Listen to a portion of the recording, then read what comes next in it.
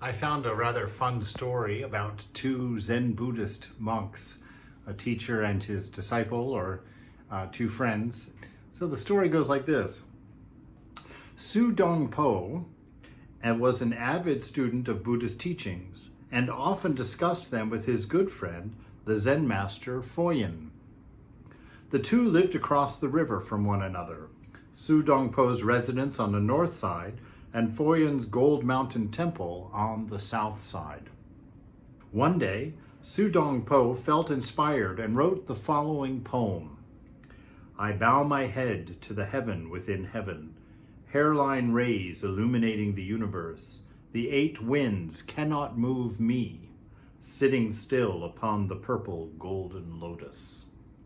Impressed by himself, Su Dong Po dispatched a servant to hand carry this poem to Foyin across the river.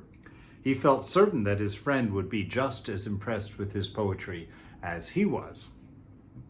When Foyin read the poem, he immediately saw that it was both a tribute to the Buddha and a declaration of spiritual refinement. The 8 winds in the poem referred to praise, ridicule, honor, disgrace, gain, loss, pleasure, and misery, interpersonal forces of the material world that drove and influenced the hearts of men. Su Dong Po was saying that he had attained to a higher level of spirituality where these forces no longer affected him.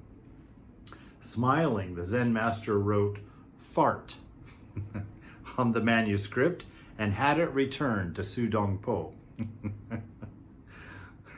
Su Dong Po had been expecting compliments and a seal of approval, so he was shocked when he saw that the Zen master had written "fart" in reply. He hit the roof. How dare he insult me like this? Why, that lousy old monk, he's got a lot of explaining to do. Full of indignation, Su Dong Po ordered a boat to ferry him to the other shore as quickly as possible. Once there, he jumped off and charged into the temple. He wanted to find Foyin and demand an apology. He found Foyin's door closed, but on the door was a piece of paper with the following 2 lines. The 8 winds cannot move me. 1 fart blows me across the river. This stopped Su Dong Po cold. Foyin had anticipated this hot-headed visit. Su Dong Po's anger suddenly drained away as he understood his friend's meaning. If he really was a man of spiritual refinement, completely unaffected by the 8 winds, then how could he have been so easily provoked?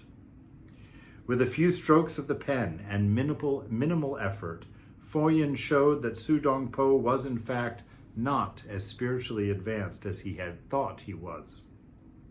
Ashamed but wiser, Su Dong Po departed quietly.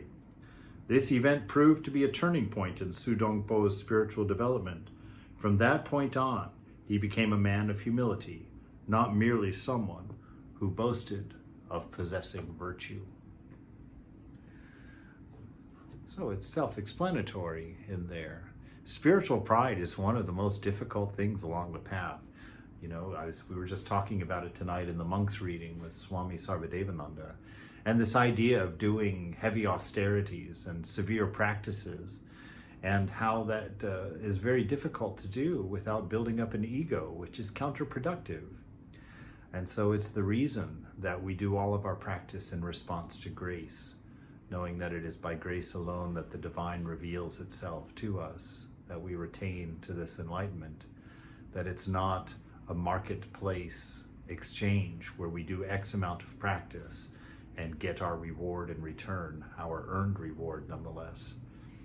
So it is all in response to the love of God, to the undying nature of the universe as unconditioned love, pure intelligence, and the mystery of existence.